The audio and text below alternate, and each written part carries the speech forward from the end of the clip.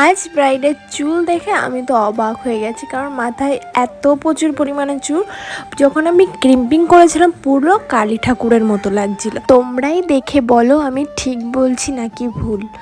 এত প্রচুর পরিমাণে চুল কি আর বলবো। চলো ভিডিওটা তোমাদের সঙ্গে শেয়ার করি। তো হাই সবাই, কেমন আছো? চলে এসেছি নতুন একটা ভিডিও নিয়ে, নতুন একটা ব্রাইড নিয়ে। পৌঁছে গেছি আমার ব্রাইডের বাড়ির সামনে। তারপর দেখো আমার ব্রাইডও চলে এসছে। কেমন লুক পছন্দ চাইছো একটু বলো। নিজের কোনো লুক মানে পছন্দ করা আছে? আমি জানি চোখ দিয়ে একটু শুই করবা, ঠিক আছে? মুখটা বেশি লাল করতে হবে না। তো আমি ওর কাছে শুনে নিচ্ছিলাম ওর লুকটা ঠিক কেমন চাইছে। ও শুধু আমাকে বলল চোখটা তুমি বেশি একটা কিছু করো না, সিম্পলের মধ্যে কোনো রেডের মধ্যে করতে বললো। আর বললো গালটা লাল করো না, মানে ব্লাশটাও তো পছন্দ না। তো বললাম ঠিক আছে, একটু দিও, বেশি দিতে হবে না।